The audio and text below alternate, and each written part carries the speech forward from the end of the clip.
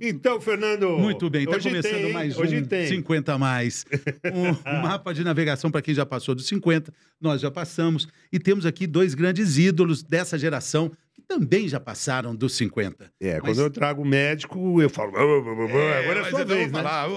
Somos os dois ídolos, grandes ídolos, e eu tenho certeza que quem está acompanhando a gente, que viveu esses anos 90 na adolescência, ouviu e viu e dançou e curtiu com a MTV. E nós temos dois grandes personagens da MTV brasileira aqui. Desse lado, Edgar Piccoli. Salve! E desse lado, Cuca Lazarotto. Olá. Bem-vindos, Muito queridos. obrigada. Muito obrigado. Muito feliz Muito de vocês obrigado estarem por vocês aqui. terem vindo. A gente é velhinho da hora. Estamos felizes por estar aqui e por estarmos aqui juntos também. Sim, Mas muito eu, legal. Eu não vejo vocês diferentes do que eu via nos anos 90, naquele frisson de MTV. Muito obrigada. Por As dentro pessoas- eu posso te garantir que não mesmo. Não Minha mesmo. cabeça acha que eu tenho aquela idade. E eu me sinto jovem em vários aspectos, embora o corpo já ressinta Em de algumas algumas maneiras, coisas, né, de uma forma diferente, né? Eu Você também me tá sinto com super 58, jovem. Edgar? Eu tenho 58. E a Cuca, pode perguntar? Claro, 55, com orgulho. Sempre tive orgulho da minha idade. E também me sinto super jovem. Tem umas coisinhas que já não funcionam da mesma forma, mas, por outro lado, o mundo interno só melhora e amplia. Percepção, um radar para a vida. Autoconhecimento. A gente estava tantas conversando antes aqui com o Doc, eu estava falando, puxa, é muito interessante falar com duas pessoas que eram representantes de uma juventude. A MTV era isso, ela vendia essa juventude, né? O Luau, a MTV, os programas da MTV, a forma como essa comunicação era feita. E aí o tempo passa. E esse contorno de juventude acaba sendo transferido para outros valores. Como é que vocês enxergam isso quando vocês olham para trás, pelo retrovisor, assim, do que foi tudo isso? Olha, a gente realmente representou um momento e a juventude daquele momento de uma forma muito autêntica. E eu acho que esse foi o grande segredo do sucesso da MTV e que é o que a gente carrega aqui até hoje. Então, foi uma TV que surgiu deixando a gente ser quem a gente era. O importante era a informação que a gente tinha a passar, mas cada um da sua forma. Personalidade, cada um tinha a sua. Exatamente, cada um com a sua personalidade, com a sua maneira de falar, de agir, de conversar, de entrevistar, porque a entrevista é uma conversa, vocês bem sabem disso. E eu acho que esse foi um dos grandes segredos para o sucesso da MTV, e talvez por isso as pessoas nos vejam hoje e falam, nossa, vocês estão iguais, porque somos as mesmas pessoas e continuamos trocando, vivendo, compartilhando da mesma forma. Eu vejo assim. Ainda que as pessoas nos vejam assim também, muito mais nos olhos das pessoas que têm, nesse momento que a Cuca se referiu, uma referência para a vida, na formação, no gosto musical, no gosto estético, na discussão sobre temas que começaram a entrar na mídia, muito por conta também de decisões editoriais da MTV, matérias de comportamento, assuntos espinhosos até então. Por exemplo? Desmistificação da figura da AIDS, de quem era um portador do HIV, por exemplo. Em que, eu sempre falo isso, passou-se a observar um comportamento de risco, não um grupo de risco, um grupo específico de risco.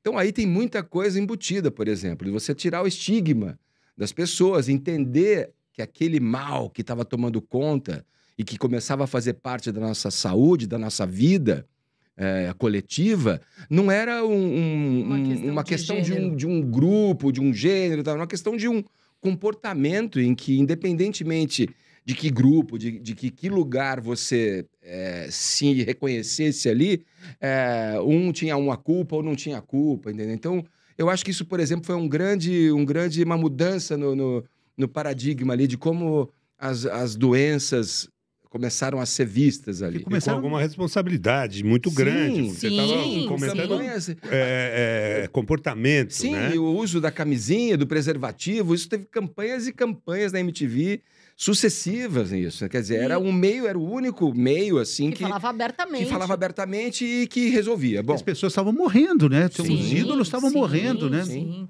E usava a linguagem do jovem. né? Então, tinha essa identificação, tinha essa liberdade editorial, tinha essa linha editorial a ser seguida. Por conta dessa liberdade que a gente tinha de ser quem a gente Exato, é. exato. E falando a linguagem do jovem. E falando na cara. Porque ainda tinha um tabu muito grande, né? Tinha. Como o Edgar falou, então é um alerta para um comportamento. E não de um grupo específico, né? E falando com o nosso público era jovem. E era um tabu falar com o jovem ainda. Hoje a gente olha e fala, nossa, mas nos anos 90? Sim, nos anos 90 ainda. Sim. E a gente falava abertamente.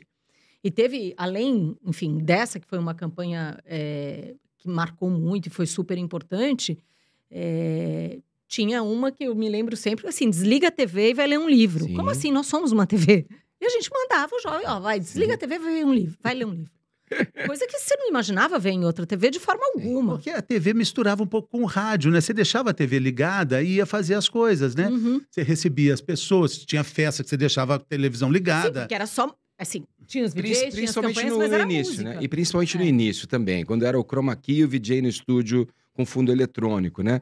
Depois de um tempo, a MTV começou a abrir estúdios e cenários e outras situações, programas. O futebol, né? Foi ficando Sim. mais parecido com a televisão Num normal. sentido Estrutural, assim. estrutural Parecido. sim, mas estético não, até porque a MTV também forjou uma maneira através da carência de, digamos, tecnológica talvez, que o que a gente fazia muitas vezes era, mas puta, é muito tosco isso. Isso tá muito mal feito e tal. Em certo sentido, sim, mal feito mesmo, esteticamente, mal enquadrado, enfim, algumas coisas desse sentido, sim. Mas, por outro lado, você foi começando, a partir dessa liberdade que se tinha de explorar coisas e humanizar um pouco o ambiente de televisão, porque você tinha lá o padrão Globo, né? O padrão Globo. Nosso padrão talvez fosse não ter um padrão. Então, isso nos permitia a criar coisas. O cenógrafo tinha liberdade de usar o que ele quisesse, sucata, lixo, jornal, quantos cenários de jornal colado, enfim, e tudo ia se resolvendo em todos os campos, não só no nosso ofício de apresentar, mas também o câmera foi formado lá, o operador de áudio, muitos foram formados lá, muitos profissionais do promo viraram referência, espalharam no mercado um jeito de trabalhar com uma linguagem estética que não se fazia, era tudo, parece, meio careta. E a MTV veio tirar um pouco dessa caretice. Talvez algo que a gente possa ver hoje nos canais de YouTube, rompendo um pouco essas lives que a gente viu durante a pandemia, com essa sujeira que desafiava o padrão global. Vocês tinham lá os piores clipes do mundo, Sim. Hermes e Renato, que bagunçava com tudo também, né? Que, de uma forma, o que está acontecendo hoje, que você acabou de citar no YouTube, o que a gente fazia, é trazer um pouco da vida real? Mesmo. Né? Criar aquele padrão Globo e de publicidade, que o que aparece na tela tem que ser perfeito. Por quê? O mundo não é perfeito. Não é perfeito, a vida não é perfeita. E como é que vocês foram recrutados? Como é que vocês foram parar lá? Acho Porque que as acho nossas que era- histórias são diferentes. O que entrou na primeira leva, assim, eu entrei já depois de um ano da MTV, 1 ano e meio, a MTV já estava no ar, eu entrei num segundo momento. Eu entrei no começo, apresentei o primeiro clipe da MTV no ar, o último também. Que era o primeiro Marina com Garota de Ipanema. e o último? O último, Maracatu Atômico, Nação Nação Zumbi. Zumbi. Eu entrei porque eles fizeram um casting gigante no Aeroanta. Vocês devem lembrar, né? O público de vocês deve lembrar. Largo da Barra. Aeroanta. O Aeroanta, fui lá do aqui. pra quem não é de São Paulo, uma Você nunca casa foi? noturna. Eu nunca fui. Nossa, Ah, era você não demais. era Não, eu era de daqui. Belo. Eu ia no Jambalaya. Eu fui ver um show do Fausto Fawcett no Aeroanta, foi demais. Demais. era Todo mundo demais. tocou ali, bicho. Cara, era legal. E ali era uma casa noturna bem roots, assim. Isso, né? e um E lugar tinha meio- cara mesmo, meio da MTV. Grande, né? mas pequeno, sabe? Era uma casa Intimista. Meio assim, tosquinho mesmo. Era tosquinho tosco, mesmo. no lado da batata. No lado né? da batata.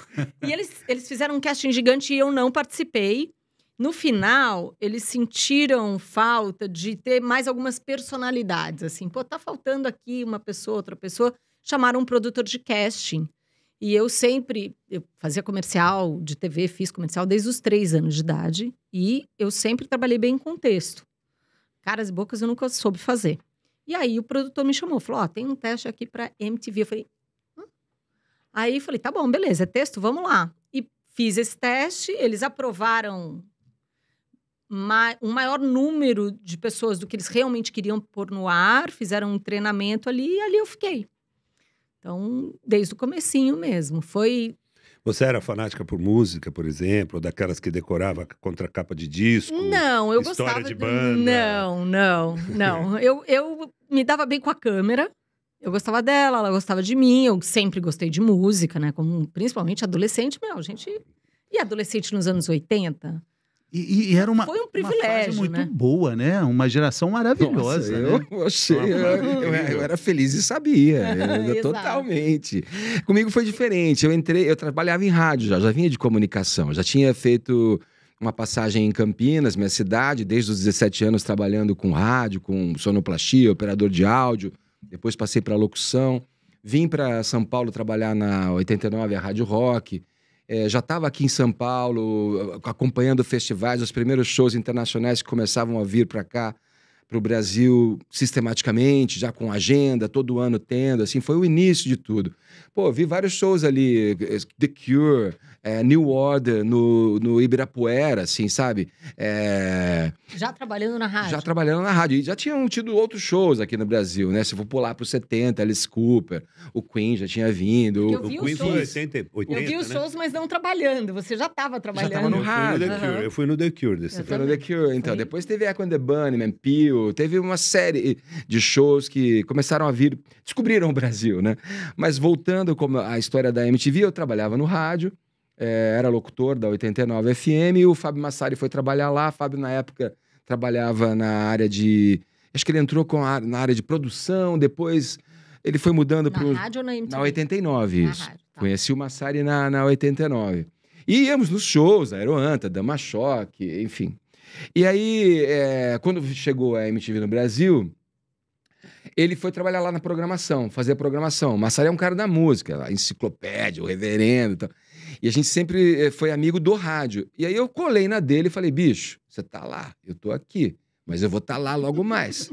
É só você me... Eu quero tá lá. Fala aí quando vai ter o teste, bicho. Meu, e aí foi, meu, toda hora eu lembrava, e aí, peraí, vai rolar, calma, peraí, vai ter um teste. Nossa, Aí- ele tá bem, Massari. Aí eu fui, na época, olha que louco, eu fazia shop tour, eu era um camelô eletrônico. Pera, vem comigo, Eu vendia coisa, esse copo azul, R$5, olha que bacana, você pode comprar uma dúzia e paga 3 cada um. E era um programa interessante esse programa, né? Assim que eu- Tu bombava, Calab, como é que chama esse bombava. cara que fazia Tá lá tudo? até hoje, eu acho. Galeb, né? Galeb. Ele descobriu isso aí, porra. Eu ganhei dinheiro pra caramba nessa época também. Eu ganhava dinheiro, eu ficava numa Kombi, viajando São Paulo, Lapa, Penha, gravava 10 lojas por dia. Mas Ganhava... aí, como você chegou na MTV? Ganhava muita grana. Aí, enfim, aí tava no rádio já também. Aí o Massari falou, vai ter um teste lá, vamos fazer um teste, abrir, papapá. E, bicho, eu vou. Quando eu vi, puta, meu, no meio da gravação, vou ter gravação, vou estar na Kombi, no São Paulo, chuva, aquelas coisas, né, que você vê na tua cabeça.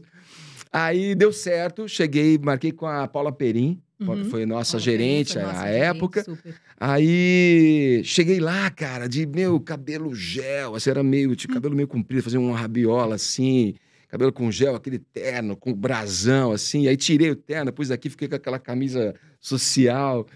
Cheguei pra Paula Perim, a primeira coisa que eu falei pra ela ali, assim, olha, eu não sou nada disso que você tá vendo. Ainda bem que você falou isso. Eu sei que eu fiz, resumindo, eu fiz o teste no Chroma Key, assim, um testão bem tosco mesmo, não puseram nem fundo eletrônico, foi só o verdão lá, e eu ali falando de umas bandas. Quem é o vocalista da banda tal? Meio que respondendo uma sabatina, fala agora não sei o quê.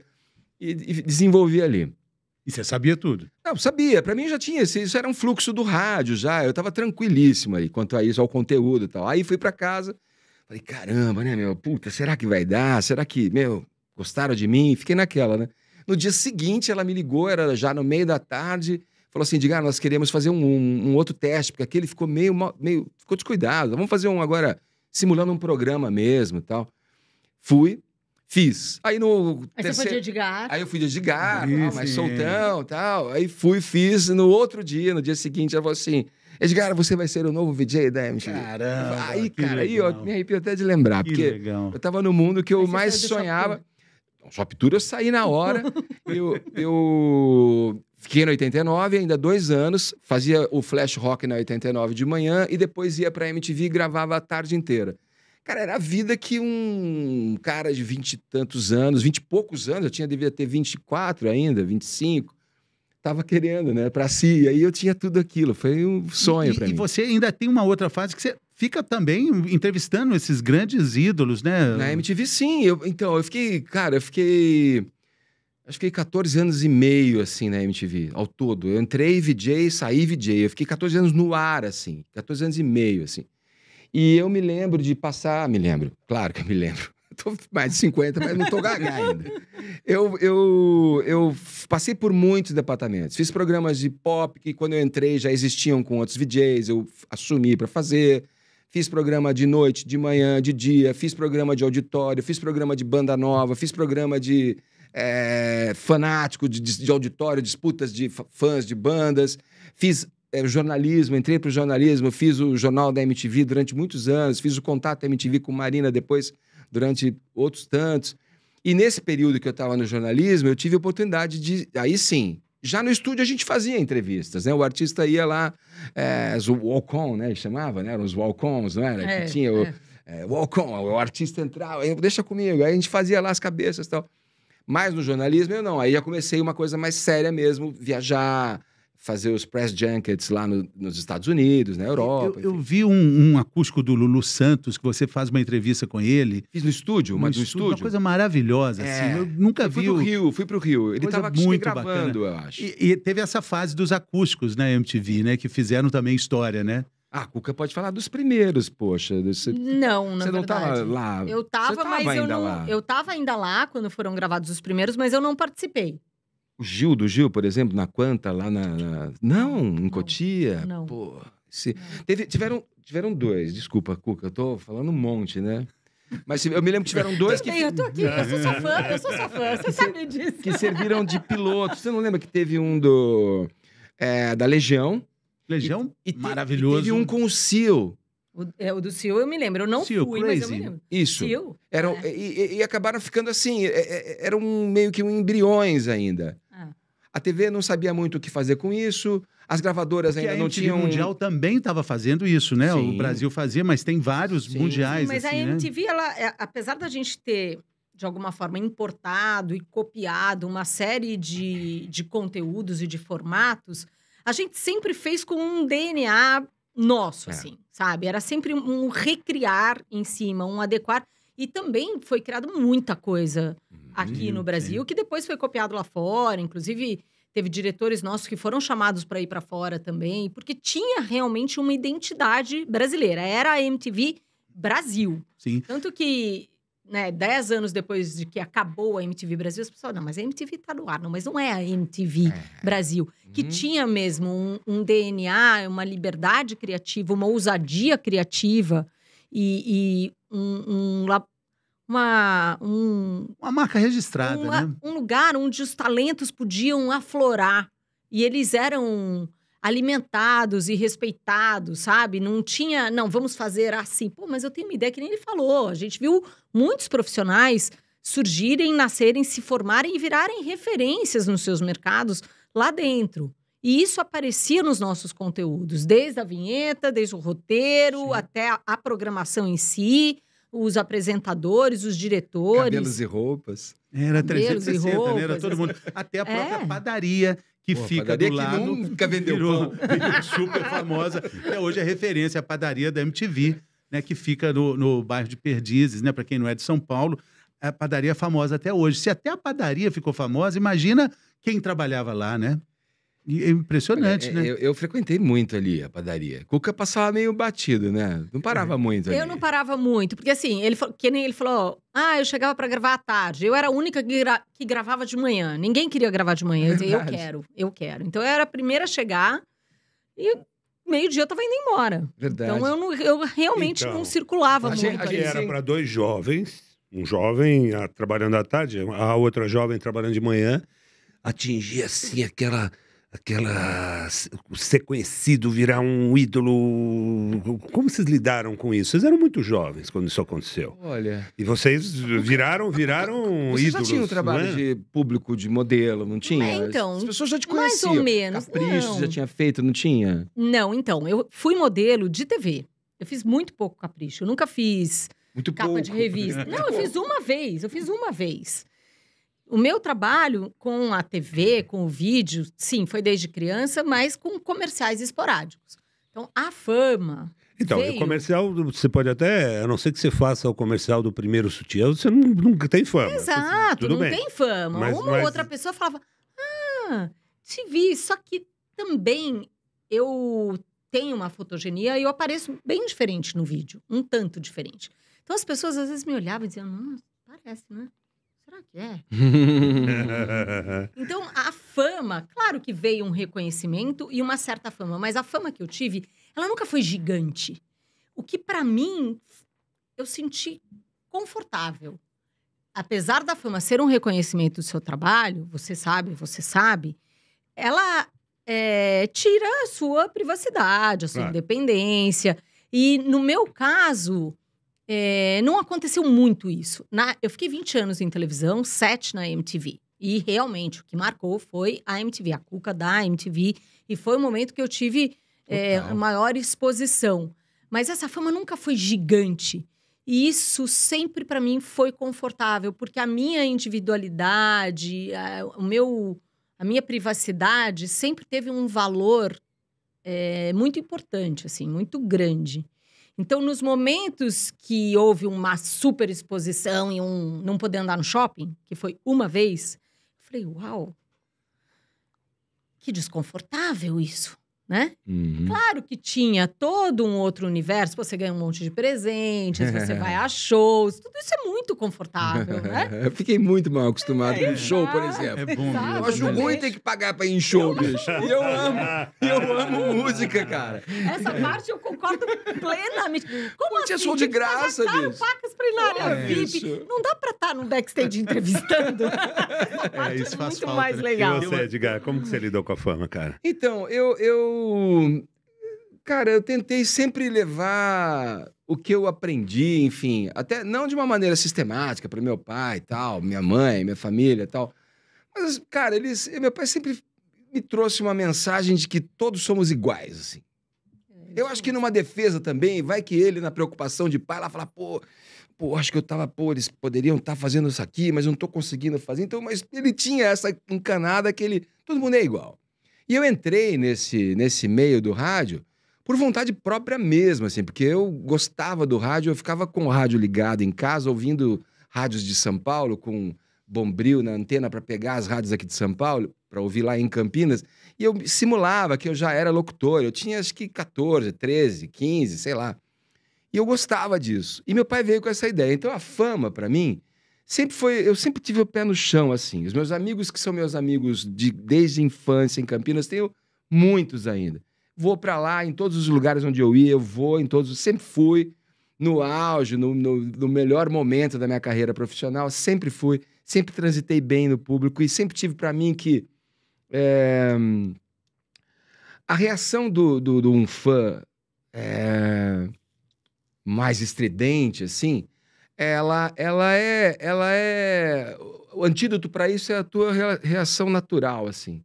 Se você se cercar de situações, segurança, nunca precisei disso e não usaria isso.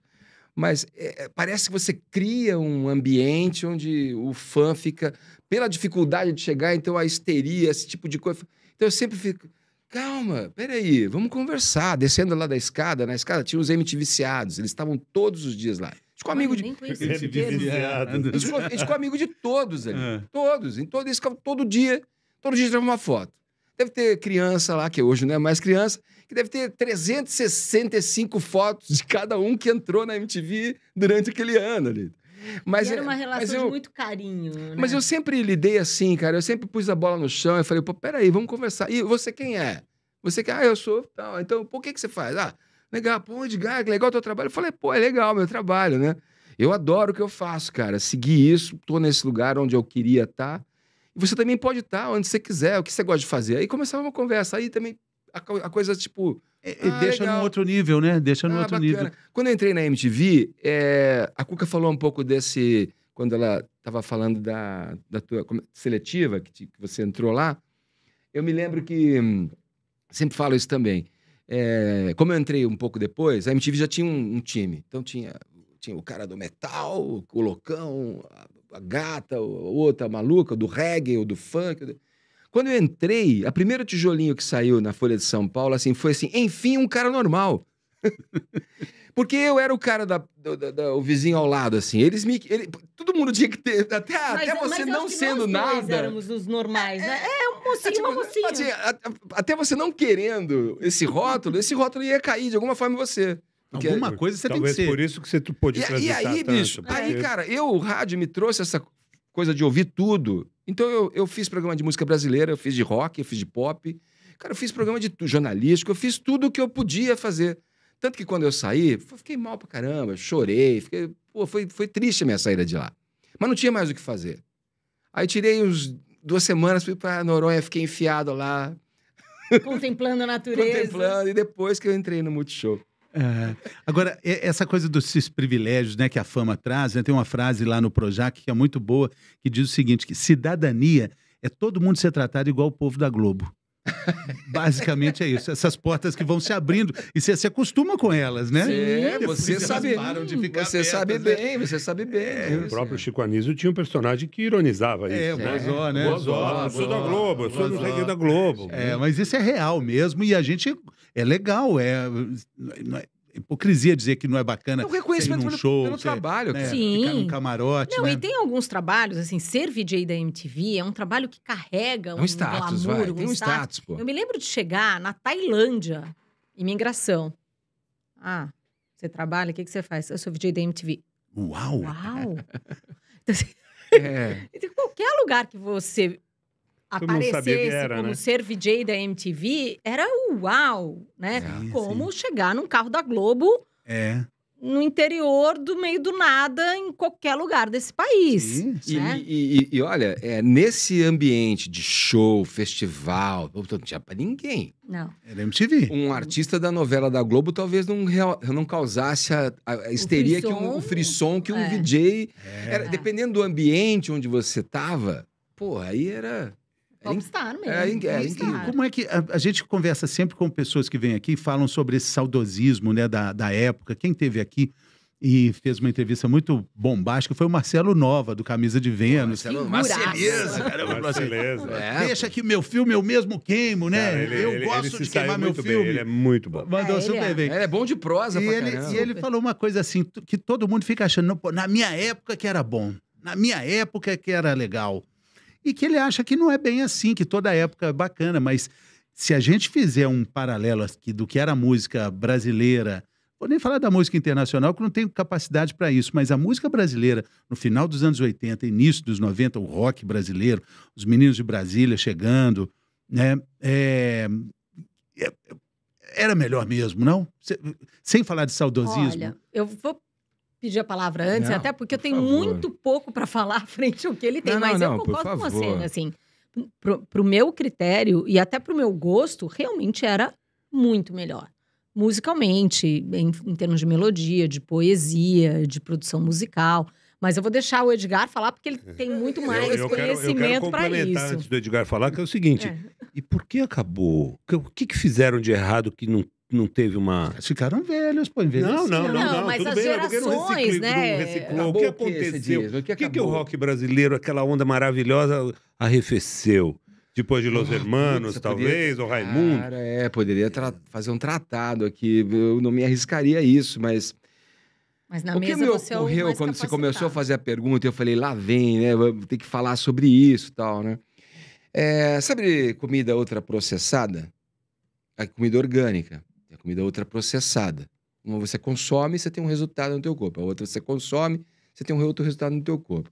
Traçando esse paralelo para a música, assim, eu acho que a música, como ela era feita, daquela maneira mais orgânica, no caso, vamos ficar aqui dentro do movimento dos anos 80, vai, as bandas começando a se utilizar sintetizadores, o tecnopop, tudo. Outras não se utilizavam muito do teclado, era uma banda com uma estética mais do rock mesmo. Mas era tudo feito com base no que os músicos podiam fazer, bem ou mal. Não entrando no juízo de valor se o músico era bom, tocava pra caramba, não tocava pra caramba. Era analógico Era e orgânico. era uma música feita com esse propósito, com essa temática, para abarcar essa geração que estava carente de música feita aqui no Brasil, sei lá. Hoje o que eu sinto é que assim, tá na mão de qualquer um pode ter lá baixar um programa de música, ter uma interface, comprar um microfoninho, e ele pode fazer a música, ele pode ter um podcast, ele pode ser um influencer, ele pode ser um blogueiro, um vlogger, sei lá o que mais que tem hoje aí. Então eu acho que existiu uma curadoria. Não estou defendendo gravadora, nada, porque eu acho que tinha muita coisa ruim em gravadora. Mas a gravadora era um filtro já. Era uma filtrada num material. Aí esse material passava pelo crivo de um diretor artístico, tinha um trabalho, colocava lá. Cheio de vícios e coisas ruins, jabás, forçação de barra, mas o que hoje se faz na música e que não tenha e que não seja influenciado por uma grana também? Parece que você compra views, você compra likes, você faz um investimento nesse campo também, em que o número, que é a grande referência de sucesso hoje em dia, é comprado também. Então eu não sei em que momento a gente está. Por isso que é muito... Eu não quero ficar, o que era bom. Eu também acho, não é que o que era bom era no meu tempo só, não. Mas eu acho que tinha um valor diferente. Hoje, o tipo de produto que uma banda gera não faz mais diferença para o jovem de hoje. Ele quer ouvir uma música que é gostoso para tirar uma onda e acabou. É uma música de balada lá. Ele não quer ouvir um disco inteiro. E não existe, nem mais existe esse disco. Teria paciência para ler uma ficha encarte, técnica, né? para abrir uma ficha técnica. Agora, isso, se você me falar, pô, é ruim, eu acho que não é saudável, assim. Para a cabeça, você não tem o que falar, você não tem o que discutir, você não desenvolve um conhecimento, você não desenvolve uma sensibilidade. Fica tudo muito num campo superficial, sabe? Então, nesse ponto, é ruim mesmo. Eu não entendi a linguagem. O que estava querendo ser dito ali no disco? Então, se o Paralamas lança um disco novo do Gil, você ouve o disco inteiro e fala, olha que legal, para isso tinha um lado A e o lado B, né? Tinha uma comunicação ali, tem um encarte, tem as letras que você lê ali para acompanhar. Tinha uma história sendo contada... Uma Pela história? Música, pela poesia, pelo encarte. A seleção, a escolha da ordem. A sequência da ordem das músicas. Claro. Agora, o Spotify, acho que muito movido também pelo Tidal, o Tidal chegou já vendendo a ideia do diferenciação com relação ao Spotify, de que a qualidade sonora dele era melhor, tinham elementos que melhoravam o áudio em formatos que eram melhores que o MP3 tal, do Spotify, e a ficha técnica. O Tidal começou a vir com isso. O Spotify também está fazendo, você começa a ver. Aí tem a letra agora, aí tem a ficha técnica. Muitos artistas já têm uma ficha técnica ali, que você pode pegar e ler. De quem é essa música? Como é que eles falam um pouco dessa banda? Então você tem como buscar um conteúdo e uma informação ali. Isso é um dado muito legal, isso é um dado muito positivo. Mas, não sei, eu acho que é um pouco parte de tudo. Tudo vai se plastificando, sabe? Mudando, né? Outra coisa que mudou também, que é muito da época de vocês, o videoclipe. O finado videoclipe, né? Porque existe ainda? Era exigência, né? Com uma banda ter vídeo, né? Não, só estava na MTV, quem tinha um videoclipe. Se não tem videoclipe, não tem o que ser exibido na MTV, né? Basicamente, né? Era a nossa matéria-prima. E assim. eram grandes investimentos, né? Tanto que a MTV chegou no Brasil, existiam muito poucos videoclipes nacionais. Por isso, a Mexeu maioria com o da mercado. programação era... basicamente internacional, era gringa. E aí as bandas começaram a correr atrás, assim, o movimento Fantástico, muito. nos anos 70, se não me engano, no início dos 80, fazia esses videoclipes bem toscamente, mesmo com todo o padrão global, mas... Mas em termos de número, é isso, é um por semana. E olhe lá, porque não era todo final de semana que tinha o musical do Fantástico, acho que nem tinha o nome de videoclipe. Então, realmente... A cultura, Som Livre, acho que era Som Livre. Não, como é que chamava o programa de cultura? Tinha um programa de clipe lá também. Tinha na TV na Gazeta era o Get Crazy. Eu me lembro, o cara dava um chute no poodle. Era uma coisa assim, o cara dava um chute no poodle, o poodle saia voando. Se fizesse hoje, acho que mandava matar. Mas ele achasse que aquilo era uma rebeldia. Olha, vai ser muito foda chutar esse poodle. Mas ainda com esses programas tinha muito pouco O Kiss não comia pintinho, né? Não tinha isso? Lá em Belo Horizonte era um alvoroço. O povo da igreja ia pra porta. Não, no Mineirão. Gente, não, isso é do demônio, eles comem pintinhos. Em 82 eu fiquei longe pra cacete na arquibancada e falei, vai chegar a hora, presta o binóculo aí. E eu de Simmons com a boca já saiu, já comeu, perdi. Era cena. Mentira. E o Ozzy comeu o morceguinho, né? Jogaram o morcego, ele achou que era de plástico. É verdade, ele fala que ele achou que era de mentira. Mordeu o morcego, o Ozzy Osbourne. Mas tem esse saudosismo natural mesmo, independentemente da profissão de vocês, né? Porque todo mundo ouvia essa música e hoje a gente lembra com muita saudade, né? Desse tempo, né? Eu lembro. Musicalmente falando. Às vezes eu vejo meus pais falavam, porque essa música que vocês ouvem não é música. Música é da minha. E eu acho que a gente acaba falando a mesma coisa, um pouco parecido. Eu tento não, viu? Eu tento não. Sim, a gente acaba de alguma maneira. Olha, as minhas filhas me trazem. Cara, minhas filhas são incríveis, assim. Me trazem referências, me mostram coisas. Eu ouço coisas que elas estão ouvindo, eu falo, o que é isso aí? Joga um Shazamzinho ali, discretamente, pra saber o que é. Então, isso é bacana. Mas elas trocam comigo, elas gostam de conversar comigo. Meu filho trabalha também com produção, com música, toca. Então, a música sempre permeou ali as nossas relações também. Fala aí essas coisas que estão surgindo. Porque eu falei para você, né, antes da gente gravar, que esse podcast ele é um mapa de orientação para essa geração de 50 a mais. E muitas vezes a gente fica sem saber onde procurar, o que buscar, o que há de novo na música. Podia fazer uma lista de música para a gente procurar depois. Os filhos do Gilberto Gil fazem um trabalho muito bacana, os filhos do Caetano também. Os Gilsons, né? Os Gilsons, olha que legal. É incrível, minha filha ama a Mariana, mais velha. Aí outro dia passou na TV, eles estavam no Fantástico, acho. Foram no Fantástico. E minha filha, imagina, ninguém vê televisão. Só eu vejo TV em casa. Para ver, às vezes, o noticiário, às vezes um futebol, às vezes um evento grande, um show, né? O The Town, por exemplo. Mas ninguém vê TV mais. A molecada fica no computador, né? Agora, aí pintou o Gilsons lá, a Mariana, eu gosto dessa banda. Filho do Gil, neto do Gil, tá legal. Todo mundo lá. O Bala Delícia também, muito bacana. Bala Desejo, né? Bala Desejo. Olha, Bala Delícia é a bala, mesmo são Bala Desejo. Aquela turma ali, cara, é incrível. Aquela banda ali, os 4 são muito foda. A Júlia Mestre é incrível. Cara, o Ibarra é foda, cara. O Lucas é foda. O Lucas participou do Dônica também, com o Tom, filho do Caetano, e o Zé Ibarra e mais 2 meninos lá. Então, quer dizer, tem uma geração incrível aí. Adora. Então tem coisa boa pra gente ouvir. Adora Morelenbaum, é incrível. Todos eles têm carreira solo. Olha, não me arriscaria a ficar falando de gente aqui, de coisas, mas é muito fácil. Vai numa dessas plataformas e fica ouvindo, busca nomes, busca referência, porque você põe ali, ela já a plataforma começa a te entregar, o algoritmo já te entrega algumas coisas naquele aí, você vai ouvindo um, outro, e vai fazendo a tua trilha ali. É muito simples, isso é muito bom da tecnologia. Eu adoro isso. Isso ajuda bem, né? Tem um pessoal lá de Pernambuco também, muito bom. É uma terra fértil de... Cara. Gustavo da Lua, cara. O Juvenil, cara. O Avoada. É uma turma que eu tive... já faz tempo. Eu tive ontem, não.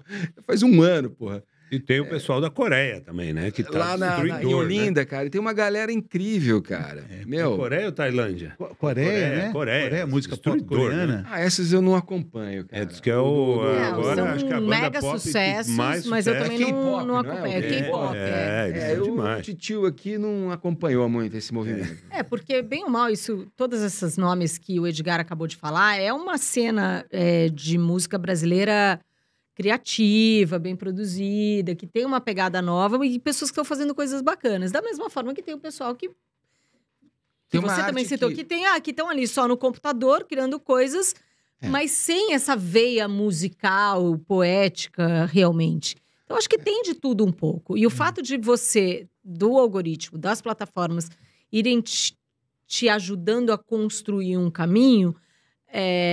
facilita de um lado, mas você tem que dar o start. Se você não tem como começar... Tem que começar a fazer uma playlist, aí coloca lá Silva, coloca lá Bala Desejo, faz umas 3 músicas, o próprio aplicativo vai... Ele vai te Ele vai ajudando, começar a te te ajudando. Sim. Tem uma coisa boa e uma coisa ruim dessa pulverização, né? Porque a pulverização, primeiro, dá oportunidade para todo mundo. E você pode, com muito pouco, conseguir produzir alguma coisa e ser ouvido. Coisa que era muito mais difícil antigamente. Sim. Por outro lado, se abre um mundo tão grande que É incrível. você não sabe nem o que ouvir. É um negócio complexo. Incrível. Né? Aí você fica meio dono da tua curadoria mesmo assim, sabe? Também. Por esse lado eu acho ótimo, eu acho muito bom. Sim, acho que sim. E você tem acesso a isso, né? Você pode ouvir uma música da Noruega. Essa abertura é muito legal. Mas muito... de novo, eu não quero ser aquele cara chato que fica arrogante, petulante, dizendo, era bom, blá, blá, blá. Eu acho que a música serve ao propósito para que ela veio. Tem gente que vai ouvir, vai gostar, serve para aquilo. Agora, se você pensar em termos artísticos, com as referências que você acumulou na vida, cada um acumulou a sua e tem a percepção e a sensibilidade para a arte voltada para essa estética, para essa linha de produção artística, aí você vai buscando o teu caminho também. Quem sou eu para dizer o que tem que se ouvir, eu né? acho que eu estou meio parado no tempo. Eu sou diferente dele, que é profissional disso.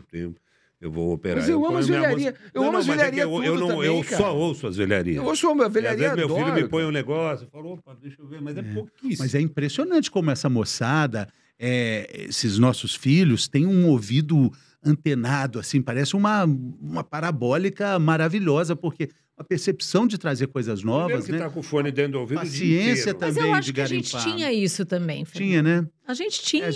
Talvez a gente não tivesse tanto acesso. Exato, E talvez também eles estejam mais A gente tinha que ouvir abertos, a porque a rádio, gente tem o filtro Eles nosso. estão o já. dia inteiro ouvindo a hora que eles querem, Exato, podem que ouvir era- de novo aquela música a hora que eles quiserem. A gente tinha que A falar, gente tinha rádio, "Pô, vai era ser às passivo." 10 mais, eu não sei A o gente tinha lá quê. o desafio de gravar uma fita cassete sem a vinheta da rádio, né? Essa Ficava lá mudança, apertando. essa mudança de paradigma foi o que acabou com a MTV também. Exato. Esse novo modelo de consumir música, eu vou ver a Madonna que vai lançar o clipe dela no canal dela no YouTube, sei lá.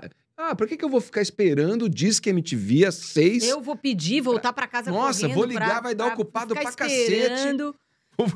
Então é isso, não inviabilizou a MTV, porque era isso, era muito passivo, você senta e fica esperando. É on demand, A gente né? ficava ali no Sim. rádio esperando e consumia o que nos era entregue. É Hoje em verdade. dia você busca e você pode ouvir a Noruega, o K-pop, seja o que for.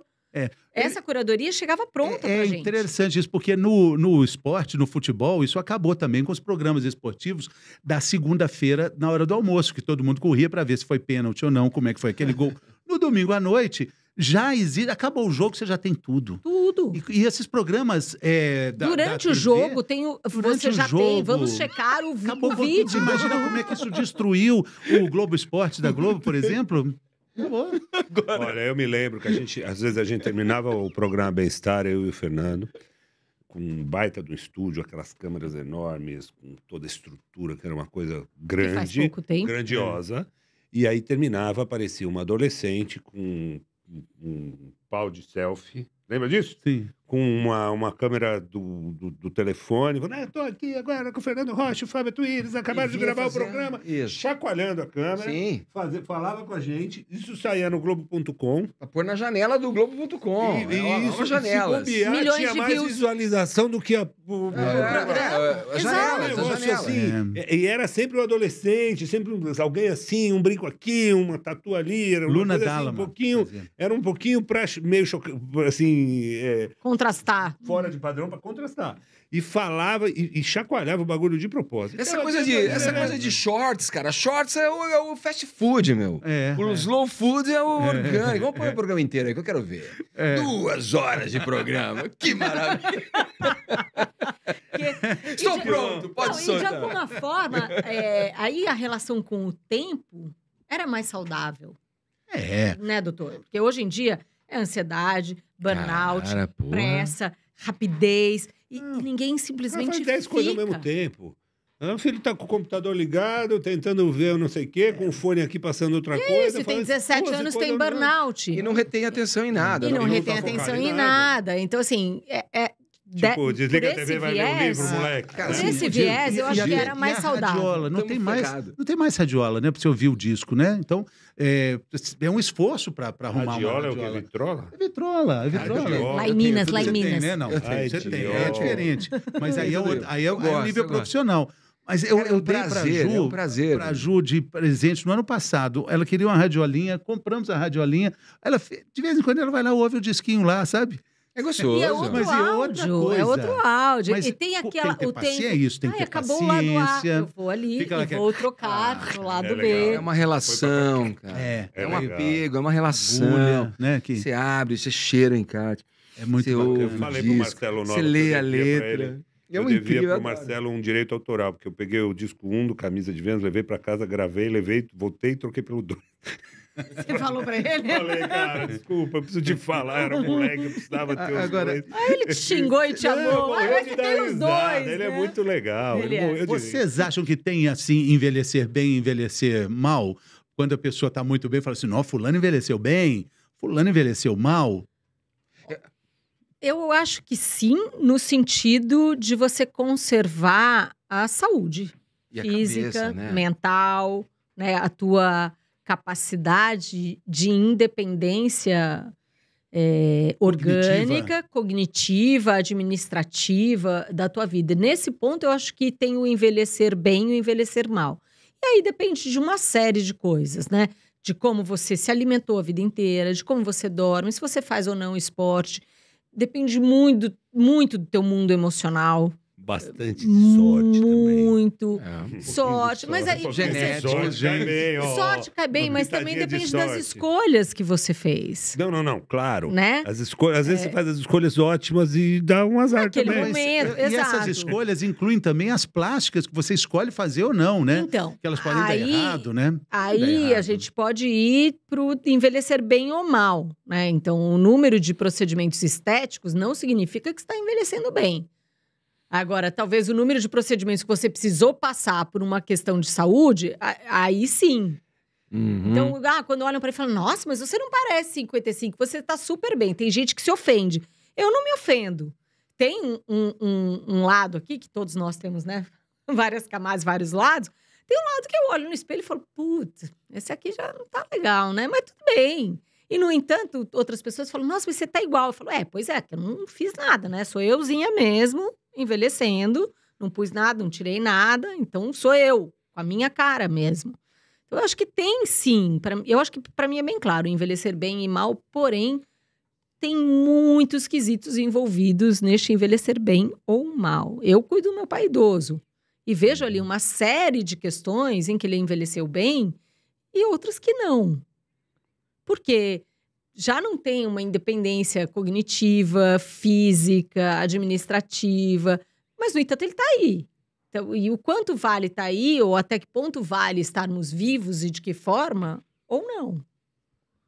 Então, Tem um trabalho muito legal voltado a essa questão da saúde física, mental e depois, se vocês tiverem a oportunidade, ela pode falar para vocês que é realmente incrível olhar o ser humano de uma maneira completa, de uma maneira humana, né? Holística. E pouco sei, hein? Gostaria de saber mais Não, também. então é a hora, é agora. Não, mas ele precisa responder a pergunta de envelhecer bem ou mal também. Não, fala você. Teve um momento aí que eu fiz uma transição de carreira que não dá para pôr no passado, ela continua existindo e eu trabalho realmente com desenvolvimento humano, como designer comportamental na linha da ontologia, que vê o ser humano de uma forma mais ampla e profunda, considerando corpo, emoção e linguagem, e até a parte mais intangível também. Porque nós somos todos esses aspectos e essas esferas, e como cada um desses pilares se encontra, né, e cria uma coerência no meu ser. Então, única. Que não é coerência de certa e errada. É o que é capaz, com tudo que eu aprendi, portanto, forma todo o meu repertório linguístico, aprendi mentalmente, tudo, absolutamente tudo. As línguas, as faculdades, os trabalhos, o meu mundo emocional, que ao longo dos últimos séculos é algo que foi deixado super de lado. Tá bom. Não choro, não fica triste. E todas as nossas escolhas e decisões são a partir do nosso mundo emocional. e a parte física, que é a ferramenta com a qual eu experiencio a vida. Então, você pega uma pessoa que é corcunda, por exemplo, bota ele numa fisioterapia para ele ficar assim, esse cara não vai sustentar. Porque não foi só o físico dele que foi se fechando. Tem um mundo emocional e linguístico, as explicações que ele criou para a vida dele, para as histórias que ele viveu, que ele precisou se fechar. Então, levando em consideração tudo isso, super tem o envelhecer bem e o envelhecer mal. Claro. E o como você pode ou buraco não... é mais embaixo, você viu? Tem pessoas que têm um problema dentário e não riem. O fato dela não sorrir, ou de não mostrar a boca e não se expressar, tem toda uma complicação emocional que quanto mais tempo ela ficar dessa forma, mais prejuízo ela vai ter. Sim. Ou então, Fernando, ela ficou assim pela questão emocional. Tá tudo ligado. Incrível. E aí, Ed, tem como envelhecer bem ou mal? Essa frase que você falou, eu vou de novo, né? Vou voltar pra música, né? Mas eu... envelhecer bem, né? A última vez que eu tive essa sensação, que essa frase veio pra mim, foi no show dos Titãs. Que eu falei, caramba, puta, esses caras envelheceram bem, sabe? Porque pra mim, eu não Você se pegou falando a frase. Eu pensei comigo e comentei com quem tava ali. Nossa, como eles envelheceram bem. Depois do show, tava todo mundo feliz. Fomos abraçar a banda e tal. E eu comentar com o Cazé, acho que foi. Cara, como esses caras envelheceram bem, né? Incrível como eles estão. Mas eu me referia a uma questão de posicionamento com o mundo, assim. A figura deles ali, depois de tantos anos. Claro que tinha a minha carga toda emocional voltada ali por ter acompanhado a carreira deles desde sempre, né? Do rádio, TV e tal. Mas foi quando eu falei isso. E envelhecer bem, claro que você precisa da máquina aqui, do corpo bem, para estar com a saúde física em dia, né? Para te sustentar o teu esqueletão ali o máximo que conseguir. Até o maior tempo possível bem, né? Mas a cabeça, cara, ela é o motor de tudo isso, sabe? A tua condição emocional, a maneira como você tá cuidando dessa saúde que até pouco a gente nem olhava para ela, né? Ah, é frescura, é mimimi, é bobagem, rapaz. Qual é, meu? Que tristeza o quê? Pá, vamos lá. Porra. Isso, o olhar que tá tendo para hoje em dia, por uma necessidade até, porque a gente tá enfiado nas telas e esse nível de ansiedade vai a graus super elevados, porque você fica ali querendo ser o que aquilo lá que parece ser aquilo. Então você vai criando um emaranhado que você não sai mais daquilo. E fica projetando a tua vida ali. E o sair, se encontrar, olhar, trocar, se sensibilizar com as coisas, isso tudo é alimento para a alma. E esse alimento vai gerando uma saúde física também, porque ela vai propagando, né? Então, eu procuro fazer coisas legais agora. Eu gosto de tomar um vinho, gosto de tomar uma cerveja, eu gosto de fazer umas coisas que estraga, mas eu me cuido também, eu uso a lei da compensação. E acho que estou bem, estou legal, uso as roupas que eu usava há 20 anos, então... É um super termômetro. Tenho uma cabeça que acho bacana para os temas cruciais da vida. Tenho orgulho de criar os filhos da maneira como eu criei, longe de ter sido um pai perfeito, que eu tive muito essa imagem. Eu fui o primeiro VJ a ter filhos na MTV. E o que mais teve também. O que mais teve, quantos são? Assim, cara, eu vi muitos dos defeitos por eles, né, que eu tinha através deles, né? Falei, pô, não era tão bom como eu imaginava, né? Caramba, né? Mas eu tô feliz. Foi muito jovem também, né, Edgar? Quantos? Eu tenho 4 filhos. Filhos já criados, filhos crescidos e tal.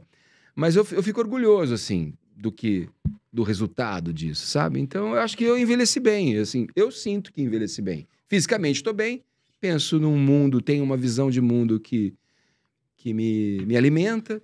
O Edgar de 20 anos, olhando para o Edgar de 58, ia falar assim, poxa, foi tudo bem? Deu tudo certo. Deu tudo certo. Isso é bacana, né? Isso é muito bacana. Isso é bacaníssimo. Deu tudo certo, cara. E o Edgar que está te esperando lá, com 94, ali olhando para trás, falando... que veio pra aí? Olha o que esse cara tá aprontando. Relaxa que vai estar tudo bem. Calma, eu cheguei. Garoto, eu já tô aqui. Olha, tomara. E a Cuca? a Cuca lá da MTV, olhando para essa troca de energias, assim? Eu acho que ela teria bastante orgulho de mim. É, isso que vale, né? É. Isso que vale, né, Acho Doc? que teria bastante orgulho, assim. É muito bom isso, né? Essa sensação. Sim. Sim.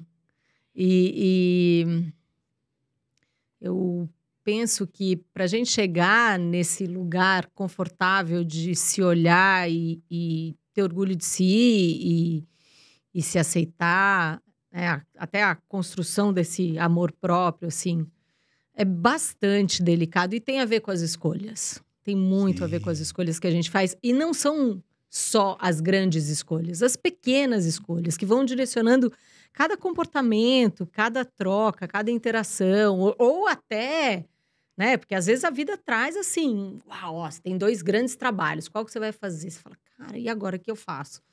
Né? Ou de seguir num relacionamento que é maravilhoso por um lado, mas tem outras coisas que não. Então, eu acho que são as nossas E é escolhas. justamente o que a gente vive com 50 anos, que é a maior parte das pessoas que assistem a gente. Na hora que você talvez passa uma régua para ver o que está acontecendo, faz novas opções, se reinventa. Sim, tem Vocês, muita gente mais se do que, reinventando. Mais do que tudo, porque É. vocês fizeram muito sucesso muito jovem e tiveram que se reinventar. Você Sim. poderia ficar correndo atrás do próprio rabo, querendo buscar algo que já passou e ter sido uma catástrofe. Esse sucesso muito eu jovem. faço Sim. tudo que eu faço, eu gosto de fazer. As coisas que eu faço como trabalho, assim, eu gosto de fazer.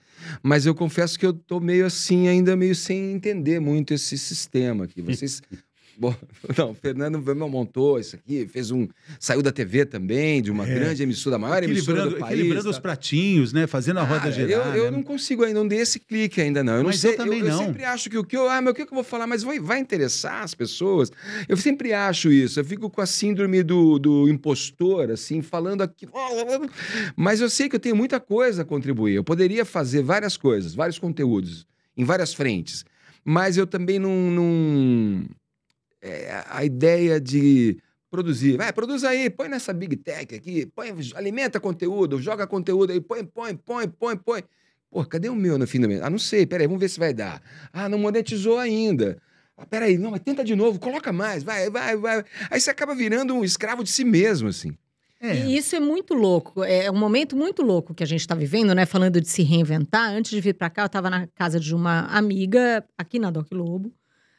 Não sei se pode falar onde a gente está. Lógico, estamos na Doc Lobo. Não, senão vão vir os MTV viciados aí, né? Escadaria ali. Não, e uma amiga que foi modelo na mesma época que eu, é diretora publicitária, ou está deixando de ser, por uma questão de etarismo do mercado, assim, gigantesca, né? Então, esse se reinventar aos 50, um pouquinho mais, um pouquinho menos, e lidar com as novidades do mundo, no nosso caso aqui, você também, porque, né, era garoto de programa na Globo, agora até pode... Garoto de programa. Olha lá. Valeu, hein? Olha lá. O doutor aí, pô. Como é que fica, doutor? Tô brincando, mas assim, a questão do audiovisual mudou drasticamente. E tem uma galera que trabalhava na MTV, que trabalhava em publicidade, que trabalhava em TV, que tá tendo que se reinventar. E é isso, antes a gente era contratado para produzir conteúdo e ganhava bem para isso. Agora, vai lá, produz mais, vamos ver se vai dar, vamos ver se não vai dar, põe aqui, põe ali. E isso, tá aí. Mas o que realmente eu tenho a dizer? Porque também a gente dizia, você gostava, eu gostava, era música, Sim. mas... A gente estava na prateleira certinha ali, né? Exato, mas também, de alguma forma, era meio que dado o que a gente tinha que falar. E agora, essa liberdade, tá? E o que você tem Agora a trazer? A voz é tua. Agora a voz é tua. E eu, pelo menos eu, né, falar por mim, eu sempre tive um critério, eu sempre fui muito exigente com o que eu punha no mundo. Talvez por ter ouvido muito a minha mãe, assim, não faça o outro que você não gostaria você, viva de forma que você não vai olhar para trás e se arrepender. Eu sempre disse que eu fazia o meu trabalho com muito respeito, porque eu entrava na sua casa e eu não pedia licença. Então, como eu entro na casa de qualquer pessoa quando eu sou convidada, eu tenho que ser minimamente cordial, educada. E eu sempre tive esse olhar para o meu trabalho na televisão e continuo tendo até hoje. É claro que quando eu atendo terapeuticamente, muito mais. É um espaço de confidencialidade, que a gente chama até um espaço sagrado, onde tudo pode emergir num contexto de muito respeito e acolhimento. Mas, de certa forma, foi sempre assim que eu fiz o meu trabalho com comunicação também. Com muito respeito. E hoje, né, eu não sou ainda, ou muito timidamente, uma produtora de conteúdo. Estou com um projeto de podcast que deve surgir muito em breve, talvez esse ano ainda. Vou lançar um livro de coautoria falando de processo de superação através da construção do amor próprio. Eu tive um episódio grande de depressão ao longo da vida, que me serviu por muitas coisas. Então, assim, o que a gente põe no mundo enquanto conteúdo, primeiro que é de uma forma muito diferente e que não se recebe por isso, a não ser que monetize isso ou outro, mas tem uma questão do que a gente vai escolher, né? Principalmente nós, que estamos nos reinventando aí aos 50 e pouco. Como que a gente pega todo esse arcabouço de conhecimento e de talento e põe a serviço do mundo? Com sinceridade, com autenticidade. Com autenticidade. Com verdade. Exato. O que é o nosso legado, o que a gente trouxe, o que nos trouxe até aqui. Exato. Sinceridade, eu acho que eu não suportaria a ideia de estar colocando no mundo algo que não construa nada. Nós estamos aqui, a gente se diverte Mas eu acho mais que do isso tudo. é muito desses 40, 50 a mais. Pelo menos eu vejo dessa forma. Eu, quando veio o bonequinho aqui, falando, impostor, não, isso daí que você vai falar e tal. Eu penso nas pessoas que eu vejo e falo, pô, a pessoa faz com naturalidade, com honestidade, eu vejo verdade no que... Eu sinto verdade no que ele está falando, no que aquela pessoa está me trazendo. Legal, eu dou valor. Eu só não achei ainda o meu lugar aí. Eu não sei muito como pegar para mim isso. Eu ouvi duas palavras aqui agora que me tocam muito, chamam a minha atenção e acho que fazem a diferença, que é a verdade e a originalidade. Porque a gente está num momento, no mundo, assim, em que parece que a verdade está ganhando a importância que ela deveria ter sempre, né? As coisas não ficam muito mais escondidas. E quando você chega com a tua verdade, a tua originalidade, aí sim é só seu. Ninguém mais tem. Ninguém tira, sim. E ninguém tira. Essa é a pedra preciosa, né?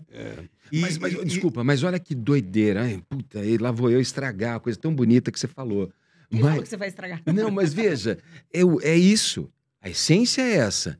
Mas nós estamos numa era da pós-verdade. Do que essas telinhas, por ter todo mundo ali tem todo mundo, gente boa, gente ruim, gente má. As verdades que estão sendo adotadas como verdades, mas que de verdades talvez não tenham nada, ou tenham muito pouco. Tem tanta mentira, e o que acontece é que agora o cara tem uma particularidade, ele encontra eco, porque é tão pulverizado que ele encontra alguém que pensa igual a ele. Aí daqui a pouco tem um grupo de Essa é a pessoas. verdade. Mas Esse É a maluquice da é história. o que reverbera a partir de algo que não é verdade. Então, mas aí eu acho que encontra conexões que vão... No ser mundo humano imediatista. No mundo isso. imediatista. Se a gente sobe, né? Vamos subir num helicóptero ou num avião supersônico, vamos olhar lá de cima e sair desse momento único agora, ampliar um pouquinho esse olhar, né? Vamos olhar em perspectiva com uma lente mega angular, porque aí eu acho que a verdade ela faz parte de um campo muito mais alto, sim. muito mais abrangente, e talvez a única verdade que a gente tenha mesmo seja a natureza, que não tem um timing imediato da telinha, da pós-verdade, E só dá, né? E da superficialidade. E só É mais oferece. profundo. Ela só É oferece. bem mais É profundo. bem mais profundo, eu entendo o que você está falando. E acho que quando a gente produz alguma coisa, e a gente busca isso, né, Fernando? A gente busca gostar daquilo que a gente está fazendo, de se envolver com isso. Eu acho que esse é o... Assim, eu não posso dizer que a gente é o maior sucesso do mundo, mas nós estamos felizes com o que a gente está fazendo por isso. Um cara muito Por legal isso. que teve aqui, o Patrick Santos, O Patrick falou sobre Adoro o uma Patrick, coisa que eu cara. adoro, que ele fala sempre, que é o passo de fé. Tem uma hora que você tem que acreditar em você. E você tem que acreditar e você tem que dar esse passo de fé, mesmo que o passo seja no nada. No precipício. Exato. Que vai ter Como uma diz o ponte Frejá, transparente né? lá. Tem Eu uma sei hora que que você uma vai ter que rede andar. invisível irá me salvar. Sim. Então, O mas isso, impossível me espera do lado de lá. É isso. isso que a gente está falando aqui agora é o lado bacana Não de é legal isso é isso, envelhecer cara? bem. Tem um amigo meu, eu lembrei da piada. A gente que ele poder falou fazer assim, isso. Quando você tá na beira do precipício, um passo pra trás é avanço. Tipo, meu, é muito louco, né? Mas é isso aí mesmo, cara. Eu acho que se você não se permitir errar, né? Dar esse passo, como você estava citando. Passo de fé. O passo de fé e tal. Se você não se permitir, você talvez não aprenda. E não passar por aquela experiência vai te fazer não aprender o que talvez você mais precisasse, né? Bom, acho que tudo temos acaba, aí, né? É. Bom, muito obrigado. Foi ótimo. Bom, eu era Cabeça, fã de vocês, mas eu vou querer bater uma foto. Vamos. Valeu, Pode gente. mandar para mim. Eu tô aqui. Obrigado. Como é que as pessoas te acham, Cuca? Seu Instagram? Regina Cuca Lazarotto. Aí, porque aí tem todo um outro lugar aqui que a gente não entrou, que foi a Regina, que surgiu depois dos 50. E Edgar? Edgar _ Piccoli no Twitter e Edgar Piccoli no Instagram. Muito É bem. o que eu mais uso, assim. A gente tem que encerrar, que nossa diretora sempre fala que a gente não encerra, então estamos encerrando aqui hoje então um episódio. Assim termina mais um pedido da episódio. Juju. 50 mais. Muito obrigada. Curta, Obrigado, compartilhe, deixe o seu like, isso também tem que falar quando você tiver o seu É isso podcast. aí, é isso Tem que aí. falar E pra curtir. Deixa o joinha aí. Quando vocês virem essa entrevista, comenta embaixo um momento, um vídeo, uma música, alguma coisa que a presença da Cuca e do Edgar marcou a tua vida. Boa. Valeu. Obrigada.